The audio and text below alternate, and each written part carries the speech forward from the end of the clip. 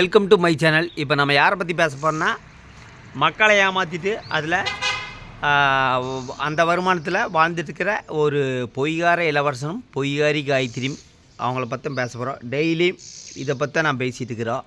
ஆனால் மக்கள் திருந்துற மாதிரி இல்லை.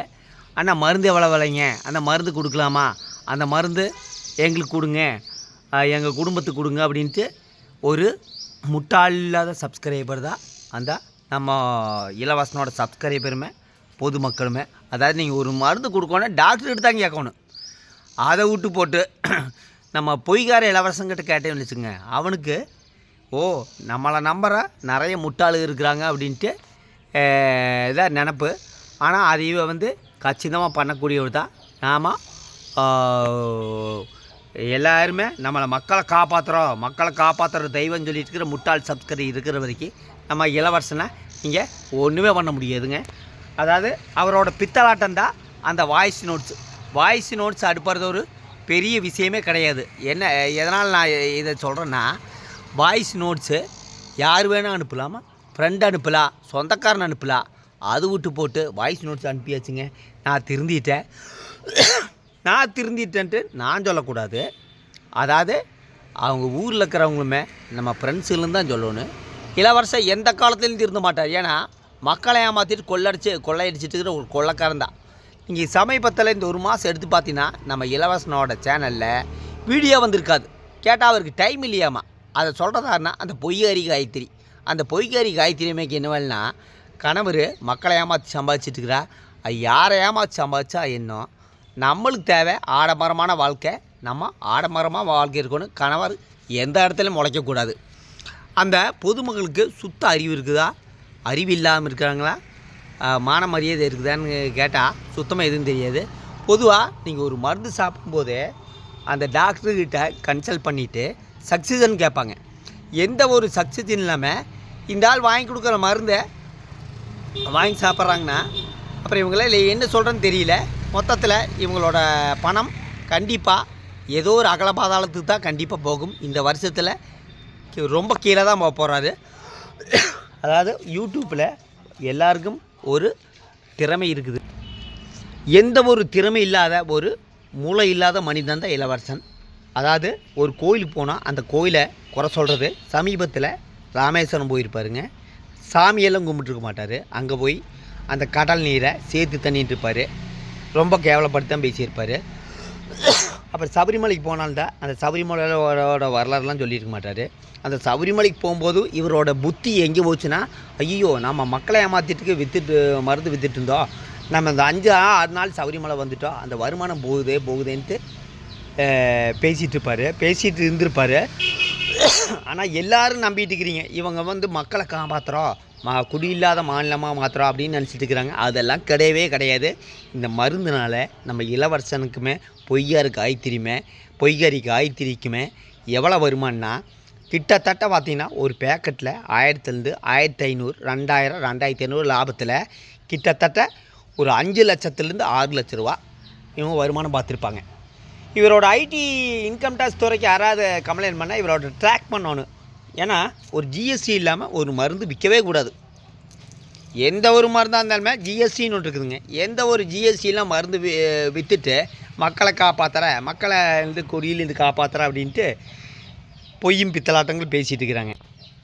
சரி, இந்த குடியிலேருந்து மீட்டருக்கு இந்த ஒரு மருந்து போச்சுன்னா தமிழ்நாடு சத்தியமங்கலத்தில் போய் நிற்கலாமே. இவர் சத்தியமங்கலத்தில் மட்டும் மருந்து வாங்க கிடையாதுங்க. மீஷோ ஆப், அமேசான் இதெல்லாம் போய் அந்த சுருணாங்கிற மருந்து தான் இவர் வாங்கி எல்லாத்துக்குமே ஏமாற்றி விற்கிறார். அதாவது 700 ரூபா மருந்தை 2500 5000 விட்ட ஒன்றும் விவரம் தெரியாதான அந்த பாரின்காரனாண்டா 10,000 ரூபாய்க்கும் கூடி சேர்ந்து விற்றுருப்பார். ஏன்னா நம்ம சேனலுக்கு கமெண்ட் பண்ணியிருப்பாங்க, ஆட்டோ தொழிலாளர்கிட்ட 2300 வாங்குறாங்க, இன்னொருத்தர்கிட்ட 6000 வாங்கினாங்கன்னு. ஆனால் இந்த மருந்தை ஏமாற்றி விற்று போட்டு இவங்க நேராக போகிற இடம் இது இருந்தேங்க, ஒண்டி முனியப்பன் கோயில். அந்த மக்களுக்கு சுய அறிவே கிடையாது. இப்போ ஒரு வடி மேலே போய் ஸ்மோக் பண்ணுறீங்களா, அதுக்கு ஒரு மருந்து இருக்குது அப்படிங்கிறது. ஆனால் அந்த மக்களுக்கு எத்தனை பட்டாலும் அறிவில்லை. பல யூடியூப்பு நீங்கள் செய்தி பார்த்துருப்பீங்க. சமீபத்தில் கூட மதுரையில் ஒரு யூடியூப் பார்த்துட்டு ஒரு பொண்ணு அந்த உடம்பு குறைக்கிறேன்ட்டு அந்த மருந்து சாப்பிட்ருக்குறாங்க. அகால மரணம் அடைந்திருக்கிறாங்க. அவங்க அப்பா அடிச்சுக்கிற வயிறு வாயெல்லாம் அடிச்சுக்கிறாரு. ஆனால் அந்த மக்களுக்கு சுத்தமாக அறிவு கிடையாது. ஒரு பொண்ணு வேறு கமெண்ட் பண்ணிக்கிறாங்க, மருந்து மஞ்சக்காமலாம் வந்துருக்குது, இந்த மருந்து சாப்பிடலாம் அப்படின்ட்டு. யாருக்கிட்ட சக்ஸஸ்ன்னு கேட்குறேன். படிப்பறிவே இல்லாத, எந்த ஒரு மூளை இல்லாத பொய்யாரன் ஏமாற்றுக்காரன் போதையரசன் இளவரசங்கிட்ட சக்ஸஸ்ன்னு கேட்டுக்கிறாங்க. இதுலேருந்து என்ன தெரியுது, அவங்களுக்கு சுத்தமாக அறிவு இருக்குதான்னு கேட்டால் சுத்தமாக அறிவில்லை. இப்போ இலவசம் கொடுக்குற மருந்துனால திருப்பூரில் குடிகாரரே இருக்காது. இங்கே திருப்பூர் டாஸ்மார்க்கில் வெறிச்சோடி கிடக்கும், ஈரோடு டாஸ்மார்க்கில் வெறிச்சோடி கிடக்கும், பெருமநல்லூர் டாஸ்மார்க்கில் வெறிச்சோடி கிடக்கும். அதெல்லாம் இளவரசனோட நினப்பு. நீங்கள் அங்கே போய் பாருங்கள், கூட்டம் முண்டி அடிச்சுட்டு போகும். ஆனால் ஏமாத்துறதுக்கு அந்த வாய்ஸ் நோட்ஸ் யார் வேணால் எடுக்கலாங்க, அது ஒரு பெரிய விஷயம் கிடையாது. அப்புறம் பில்டப் விடுவார், நான் திருந்திட்டேன். இந்த மருந்து சாப்பிட்டும் ஆல்ரெடி இளவரசன் போதை போட்டு சுத்தினவர் தான். அது அந்த பொய்யாரி காயத்ரியமேக்கு நல்லா தெரியும், அவங்க ஃபேமிலிக்கும் தெரியும். அதே மாதிரி இளவரசன் காயத்ரியமேர் முதல் மனைவின்னு கேட்டால் 2வது மனைவி. ஆல்ரெடி இளவரசனுக்கு ஒரு முதல் மனைவி இருக்கிறாங்க, ஒரு குழந்தை இருக்கிறாங்க. அதை பற்றி இளவரசனே ஒரு வீடியோ போட்டிருப்பார். அதை பற்றி எந்த இடத்துலையும் இளவரசன் பேச மாட்டார். இளவரசன் கார் மேலே ஒரு வழக்கு இருக்குது, அது கோர்ட்டில் நிறைவேற்று கொண்டு இருக்குது. நான் திருந்திட்டேன், மக்களை காப்பாற்றியாச்சு, பாரியில் இருக்கிறவங்களை காப்பாற்றியாச்சு, எனக்கு ஏகப்பட்ட கால் வருது, என்னை நிற்கிறதுக்கு நேரம் இல்லை. மக்களை ஏமாத்தினா மக்களை மோசடி பண்ணி ஏமாத்தினா அப்போ தூங்குறதுக்கும் இடம் இருக்காது, உட்காரக்கும் இடம் இருக்காது. ஆனால் தயவு செய்து யாரும் இலவசங்கிட்ட மருந்து வாங்கி ஏமாறாதீர்கள். குடி நிறுத்தறதுக்கு ஒரு மருந்தே கிடையாது. மனக்கட்டுப்பாடு இருந்தால் மட்டும்தான் நம்ம குடி நிறுத்த முடியும். இந்த மருந்து சாப்பிட்டீங்கன்னா, இந்த குடி நிறுத்தலான்னா தமிழகமே இந்த மருந்து சாப்பிடலாமே. கண்டிப்பாக தமிழக அரசு இவரோட செயல்பாடு உன்னிப்பாக கவனிக்கணும். இத்தனை பேர்த்த ஏமாற்றிட்டு ஒரு ஆள் லட்சக்கணக்கில் மோசடி பண்ணி சம்பாதிச்சுட்டு இருக்கிறான்னா கண்டிப்பாக தமிழக அரசு கண்டிப்பாக இது கவனத்தில் மேற்கொள்ளணும். ஆனால் இந்த மாதிரி ஏமாற்றுக்காரங்க இருக்கிற வரைக்கும் வலைதளம் கண்டிப்பாக உருப்படாது. இவங்ககிட்ட யாரும் மருந்து வாங்கி ஏமாறுறீர்கள். இவன் லட்சக்கணக்கில் மோசடி பண்ணி ஏமாற்றிட்டு இருக்கிறாங்க. மருந்து வாங்கணுன்னா முறையாக ஹாஸ்பிட்டலில் போய் டாக்டர் கன்சல்ட் பண்ணிட்டு வாங்குங்க. சத்தியமங்கலம் அணு ஹாஸ்பிட்டலில் இந்த மருந்து கிடைக்கும். அது இல்லைன்னா ஆன்லைன்லையும் இதே மருந்து இவன் சப்ளை பண்ணிகிட்டு இருக்கிறான். ஆன்லைனில் சப்ளை பண்ணிவிட்டு விலை சொல்ல மாட்டாங்க, வாட்ஸ்அப் வாங்க பாரு. இந்த மாதிரி ஒரு வருஷான ஏமாற்றுக்காரனை எந்த யூடியூப்லையும் நீங்கள் பார்க்க முடியாது. மக்களை லட்சக்கணக்கில் மோசடி பண்ணிவிட்டு ஏமாற்றுக்காரனை எந்த யூடியூப்லையும் பார்க்க முடியாது. அது ஒரே ஒரு யூடியூப்பில் பார்க்கலாம், இலாக்காயுங்கிற யூடியூப்பில் பார்க்கலாம். ஏன்னா இவனுக்கு வேலை வட்டி கிடையாது, நாள்தோறும் மக்களை ஏமாற்றுறது. அப்புறம் நைட்டி பிஸ்னஸ் பண்ணியிருப்பாங்க, அது என்னாச்சுன்னு தெரியல. இப்போ மக்களை ஏமாத்துகிற பிஸ்னஸ் ஃபெயிலியரானா மறுபடியும் அந்த நைட்டி பிஸ்னஸ்க்கு வருவாங்கன்னு நினைக்கிறேன்.